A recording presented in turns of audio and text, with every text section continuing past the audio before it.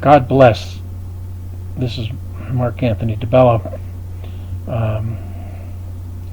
I apologize for any latency in this video, but I've yet to record something like this, although I've posted a lot of writings and recordings on things going on in my life, but nothing more important than this issue that's been going on with this person who working for the devil, basically, is the most evil person I've ever met. My father believes this woman Donna, whom he married, and I'll get to that story here in a minute. But as I've said before, I do these recordings, number one, to preach, God versus the devil, good versus evil, right versus wrong, truth versus lie, life versus death, basically.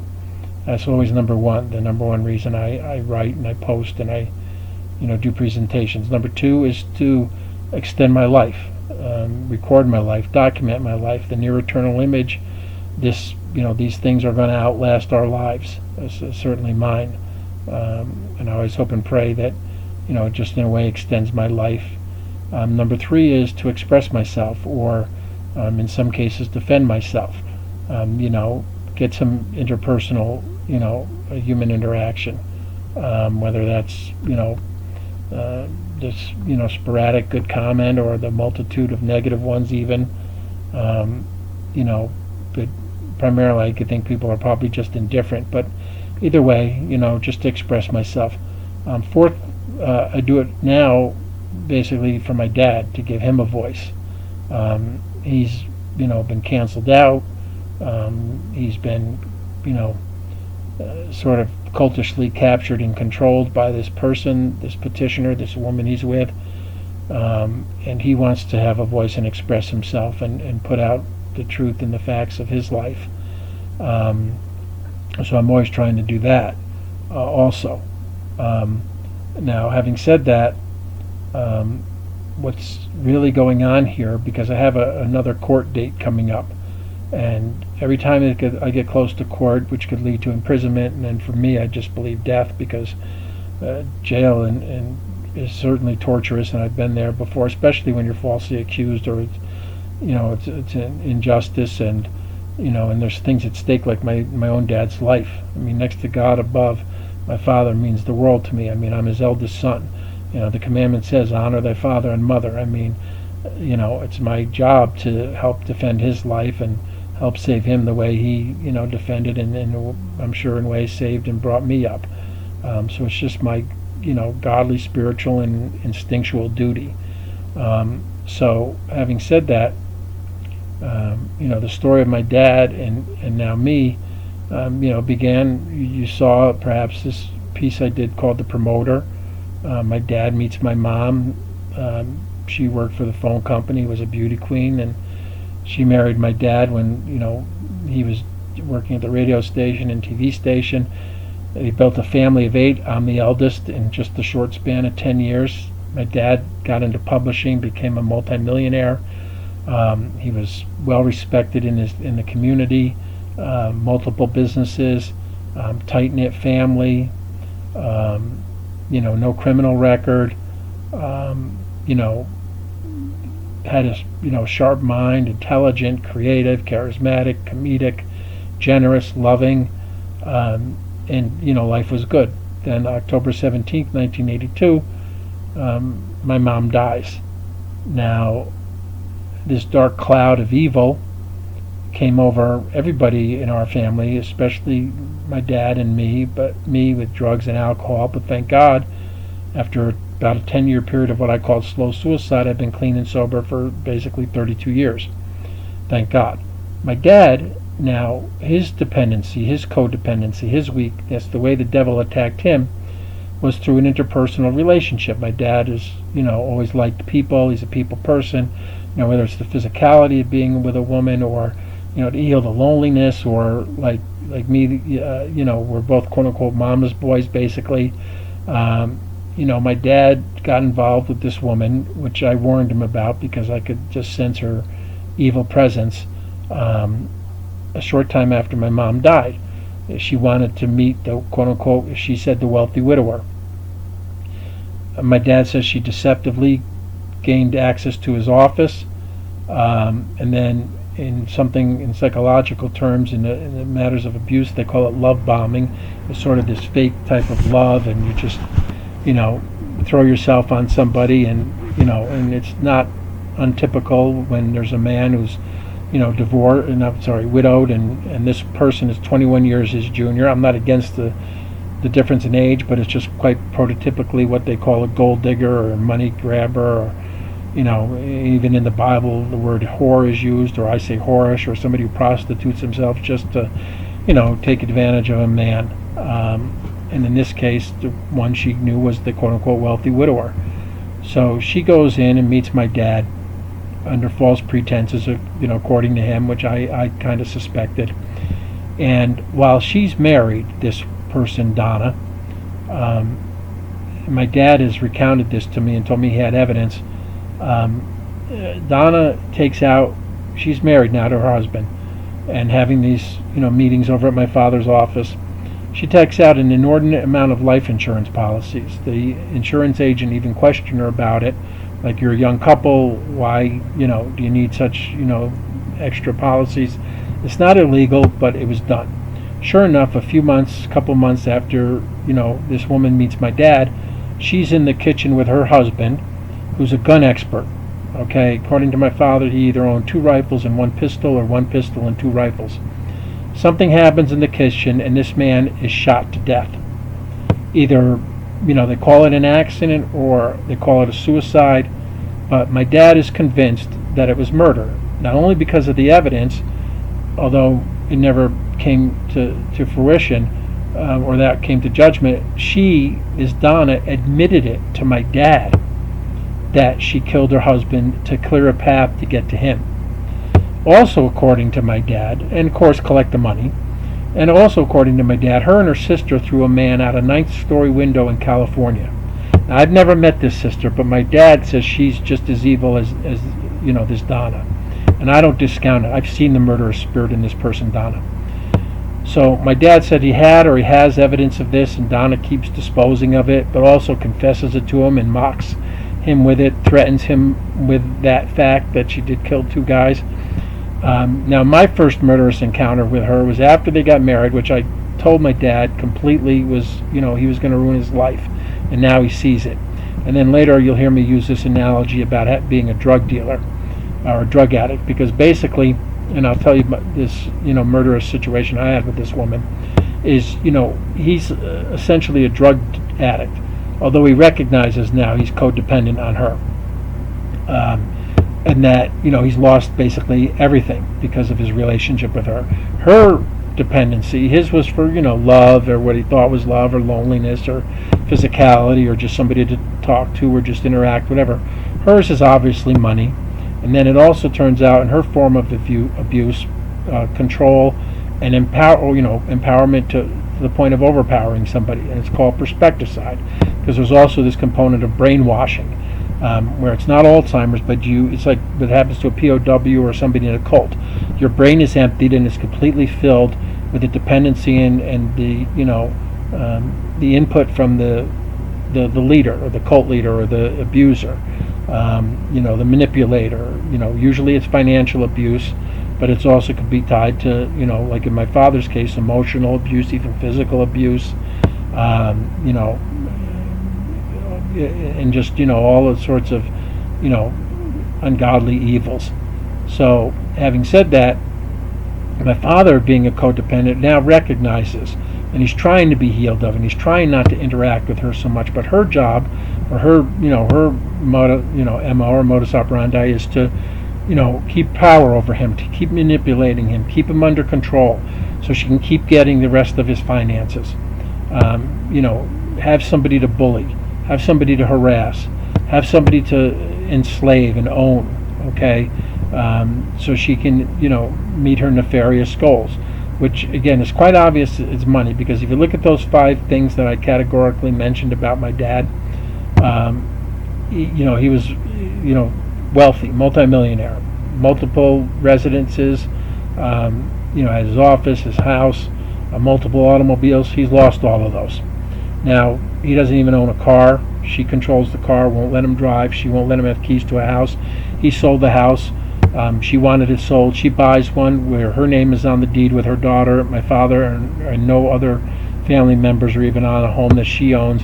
She won't even let him go upstairs, locks the door, and keeps him what he thinks is a prison downstairs in this little kitchen area, and he just totally is depressed about it and just feels he's imprisoned. So he's lost all his wealth. His family totally divided.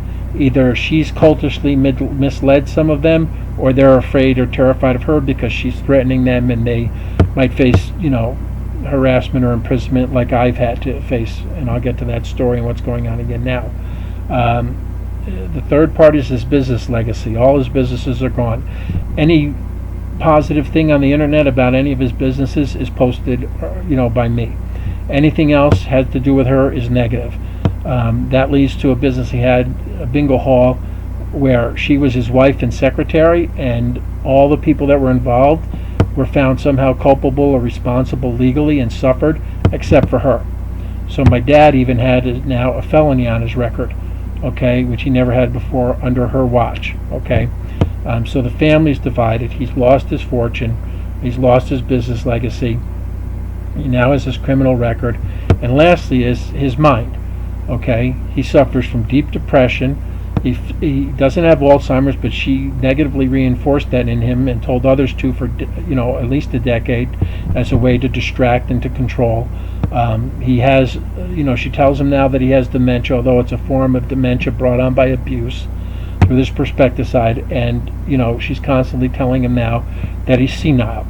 And my dad, and I've told him there's a difference because the Alzheimer's claim was debunked by a doctor. I know, I've studied this for decades. My dad was telling stories with me, just alone with me, last year from 65 years ago. And the man doesn't have Alzheimer's. The dementia is brought on by the abuse. And there's a difference between forgetting something and not knowing something. Just because my father doesn't know where the fork is in the drawer doesn't mean it's because he forgot. It means because she controls the fork, controls where it is, and doesn't tell him. And then he has to, and this is part of his codependency, he goes through her for all his information. So he has to call her and ask her, where's the fork? Okay, and he's culpable and responsible. That was part of his codependency. He gave up the thinking process and just trusted her with everything, and she's the most person that you should least trust. All her goals were nefarious, to control everything down to his last dollar and his mind, and anybody who comes in to protect or defend my dad or show him the light or keep him sane and at least with some joy and willingness to live needs to be eradicated. And that's why this thing has happened with me, and I'll give you the story again real quick, although I've posted before. Short time into their marriage, and I knew she was after the money because the only money she had was from this, her deceased husband's life insurance. I came into my father's house. She's standing right there in the kitchen. I asked my father if I could borrow one of his trucks or something to drive. Excuse me. He says, sure, take the red truck. The keys are right there on the kitchen table. I go down to the area on the property where the truck is, and there's two trucks there. So the keys didn't fit the truck that I thought it might be, which is this truck, Backyard Barnes, a nice new truck that the company I worked with my father at, but a newer, a different truck. It wasn't new, it was old and dilapidated. I never saw it before. I assumed it was just one he purchased because he had a fleet of vehicles. So I take that truck. Well, the next morning, I'm driving home with the truck, and I'm pulled over by the police. One person is named Mayano, whose wife is now the chief of police, who this person Donna has befriended over the years, and this other guy nicknamed Haraskins. His name was Haskins, but he was always harassing people. They put a gun to my head, threatened to kill me, especially Haraskins. Says, I've been waiting for this moment for years. I can't wait to shoot you, flinch and you're dead. I'm being arrested. I'm like, why?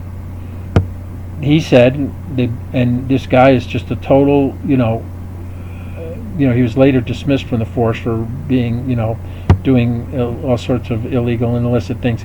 He said, because a Donna DiBello called to report that a Mark DiBello had stolen a truck. Really? Unbeknownst to me, apparently the truck was her deceased husband's. I didn't know. But she stood right there in the kitchen while my dad apparently didn't know either and just said, take these keys. But this was her chance to control, to have me arrested, to exercise her evil. I was in jail for 6 days. When I'm finally released, I couldn't tell my dad. I mean, it was how disheartening would that be? Oh, Dad, by the way, the woman you've been married to for only a year now had your son falsely arrested, and she would later, reaffirm when I had asked her, if she wanted to apologize or why. She said, "No, I'm not apologizing." She was actually squatting in the bathroom where my father, the last time I was probably there, when my mom was alive, was where our house burned down. The fire was from there, and then where my dad would periodically wash my mouth out with soap for using dirty words. And she said, and she used the F word, "I'm not effing apologizing to you ever. You need to know something. I'm in control. I will own all of this. This is all mine. You and your father will come to see that one day. I'm not effing apologizing. If I let you think you're in control or charge or have power over me, you'll try to get away with everything." I'm like, wow, really? I mean, you'll have somebody falsely arrested just so you can do that? And that's what happened. So thankfully, finally, I was let go. Didn't tell anybody, just recently mentioned it a few years ago. So now let's flash forward to probably 3 years ago. So my father's realizing now he's lost everything. His business legacy is destroyed. His family is separated. They're all divided. She didn't bring any new kids into the family, not new birth children, but her, my father says even despicable. They were, doing drugs in his house, just dastardly daughters. These are not good people. Her sister's not a good person. Her family brings, so she divides my father's family. Again, ruined his business legacy, gets him stuck with a felony on his record, goes through his entire fortune either because he gave it to her generously, he forfeited it, she manipulated it out of him, tricked him out of it, or just flat out stole from him. Went through all his money, all his property, all his automobiles, and the guy's down to a Social Security check, which he's constantly after. And he's even asked me to protect, and I'll get to that in a moment. And then, destroyed his mind. But not only that kind of abuse, the financial, but has emotionally abused him, tortured him, physically thrown him around, given him, overprescribed medication, deprived him of food, neglected him, just this manipulative abuse thing with, reward and denial of food. I mean, I've left the recordings. I mean, all sorts of these devilish, just, patently abusive behaviors. Okay, 21 years the junior. Gold digger, after the money, abusive, classless. I hear her swear at him, like despicable words, talks down to him like a dog. And now he leaves me messages. All she does is give him a plate of food in the morning, and she goes out during the day and as he says, just, trying to meet another wealthy man. Cheating on him. I mean, all sorts of just, things that when you marry a person, you're supposed to grow together. You get closer to God. You increase your family. You increase your wealth, your status, your peace of mind, your joy in life, But essentially, and you can just maybe you see my hands here. When my father met this woman, he had this much money and she had this much. Okay? So you're supposed to grow together. Okay? You both go up. But here's what's happened. My father's fortune has gone down and hers has gone up. He has next to nothing, and she basically has half of all that he had. Okay. The other thing I'll show here with my hands is to as an illustration is the treatment my father got when he had this money, the amount of money this woman treated him this well. Basically, what she said, and I'll get to this petition, that she petitioned this protection order. She's his caregiver. I sometimes mistakenly say caretaker. Okay, but not a loving, devoted wife like my mom was. But when my father had this much money, he got this much care. Okay? Now that his money goes down like this, so does his level of care. Because that was her motive from the beginning. Okay? The overpowering, the cult-like control in this form of abuse, which is called perspecticide, is all part of that process. To control the money, control the man, and anybody who gets near him. To the point of even having them falsely arrested and jailed, and could care less if it destroys my ministry, my opportunities with a career to get a job. I mean, to have that on your record, you can't get hired, go in jail, become depressed, suicidal, imprisoned. I mean, it's terrible. And like I mentioned before, the emotions that I'm suffering, my dad also suffered. They're really two primary emotions. One is depression, which can lead to suicide. It's not something people want to do, but you get so depressed in this darkness and this devilish spirit, and being bullied and harassed and beaten down and oppressed and enslaved by an abuser, like my dad has been, and then me also, because I'm trying to assist him, and I knew not to invite her, into our life, but my dad, he wouldn't listen. Of course, you're blind, you're tempted, you're tricked, and then you're entrapped and you're tortured. So having said that, it's either depression and certainly being imprisoned, and now my dad is leaving depressing suicidal messages. He doesn't do anything. He feels he's in jail. She's always, mistreating him, swearing at him, disrespecting him, neglecting him, now cheating on him, stealing his money. I've heard her talk to him. I've heard her, even you can hear a message recording about the food deprival thing. But if it's not depression, it's anger. Now, there's two forms of anger. There's a negative, ungodly, unhealthy anger where you just kind of spout off about everything. But there's also a godly anger, or a righteous indignation, where it's like, you become angry at, innocent people being abused, or injustice, or, insults or offenses or disrespect, or, like in my case, putting out fraudulent or false accusations, all sorts of things. And I become, righteously angry. And my dad becomes angry as well. My dad, thinks she should be in jail, for what she's doing and has done to him. And the same with me. So what happened was, when the abuse became physical, and I started hearing her swear at my father, and knew what was going on, he started begging me for help, realizing now the light bulb, so to speak, as they say, went on. And he's like, "Mark, I'm losing everything. I lost everything. I'm like in purgatory. I'm in hell." He's leaving me messages. He asked for protection. He wants to either separate, divorce, live somewhere else, have peace of mind, be fed, not have his money be stolen, not constantly be used or, spoken down to or mistreated. He wants to get his mind back. He wants to get his sense of life back and joy and willingness to live. He appealed to me for help. So what does she do? She goes the route of filing a protection order to keep not only me away from her, which she patently said false lies like, I'm a danger to her. I've never even touched this woman. I've never shaken her hand. I've never even touched her by accident. I've seen her basically 3 times in 10 years. Anytime she's around, I get away because she's just totally ungodly and negative and causing problems. I've never, attacked anybody with a knife. I've never owned a gun, but she said that I was that kind of a threat. Just an outright lie. She also said I was stealing, my father's money, and then had an order between me and my dad instituted. Stealing my father's money? In just the last 2 years, I've sent my father, all I do is send my father money. He doesn't send me any money. She controls the money. And when the money goes to him, he either gives it to her, she steals it, she tricks him into giving it to her, or she'll say something like, "Don't forget you have Alzheimer's, you better give me your money or you'll forget where it is," and manipulates him in that way. So and the documentation she filed, and here's what she did. She filed not only an order between me and her, but between me and my dad. And she did so against his knowledge, against his will, and it's completely unwarranted. But that's what you do when you try to get away with something. You don't, you sneak it through. You do it covertly. She never, of course she didn't tell my dad because he would object. She didn't say anything to me because I would object. Okay? And everything she wrote on there was just an outright lie and false. She doctored paperwork. She, everything, just because, she's threatened that somebody's going to get whatever remaining money or the few belongings my dad has left. And my dad is constantly leaving me message, "Mark, please, I don't want to see her get the slot machine he has or the jukebox that he has, or even a couple therapy rockers and a poker table, I think." He gave me a list of things he doesn't want her to have. He's got hardly anything left. He wants to protect his Social Security payment, his remaining check that comes. He wants to be fed. She won't even buy him his, the branded root beer he wants. She buys him just generic root beer.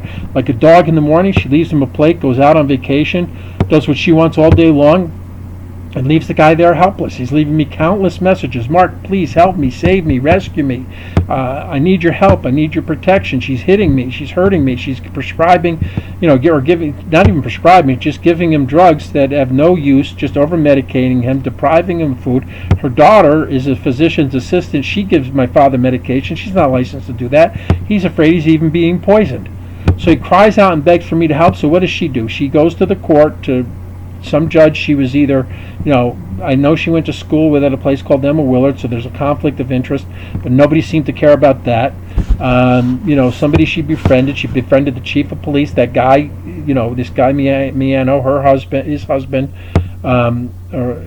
wife, who's now the chief of police, the guy that had me arrested when I, quote unquote, stole the truck. I mean, the despicable, devilish nature of what this petitioner will do.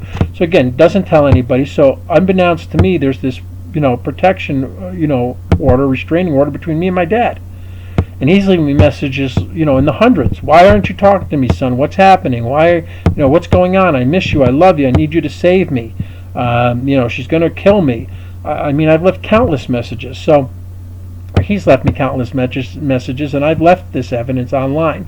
So now that this petition order is filed, I mean, she's even gone so far as to, like, one summer, I borrowed videotapes from my dad. He gave me permission to copy them, and she goes ahead and tells him that I stole them.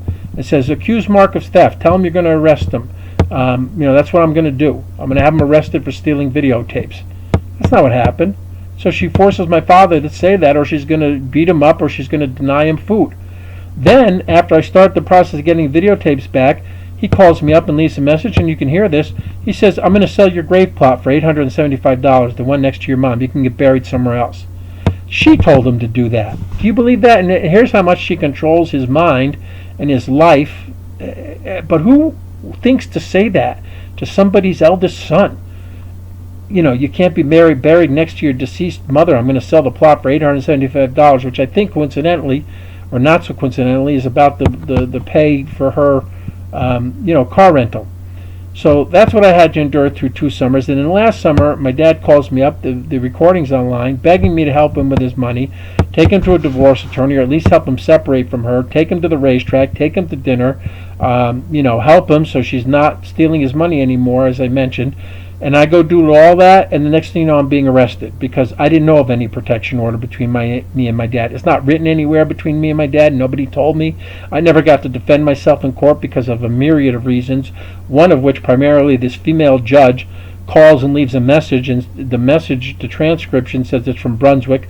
The judge says she's from Troy, but the court is Rensselaer County, and that the judge is calling from a spam or a scam number, but I shouldn't be dissuaded by that. I need to take the call. I didn't know judges even called people. And of course, with all those other circumstances, I didn't take that call. I mean, how was I supposed to know that, who would think to do that? File a protection order between a father and a son. Now I knew and I could understand her putting one between me and her, because she lies and she doesn't care, and she'll have anybody jailed and dead. She's done it before. She doesn't care. So and claims harassment because I report on this. I defend my dad. I preach about it. I simply write about it, but to her that's harassment. But again, between me and my dad, we didn't know, so I'm arrested. I'm incarcerated, and its torture is 16 hours. My dad didn't know about it. He doesn't know what's going on. But of course, he, fell back to his little codependency, panicked because he didn't, he was worried he wasn't going to have a place to stay the night, or he was going to have to incur her wrath, and kind of threw me under the bus is the expression I use. So my dad, that happens when you deal with a codependent or quote unquote addict. They'll sell you out at any time. But he's trying to get better, and I'm trying to respect him for that, and I love him for that. And he's realizing what a hurt he's doing to himself by ever getting involved with her. She's stolen it all. She's taken it all. She doesn't care who gets in her way. And it's all a lie. It's all ungodly. It's all evil, pure and simple.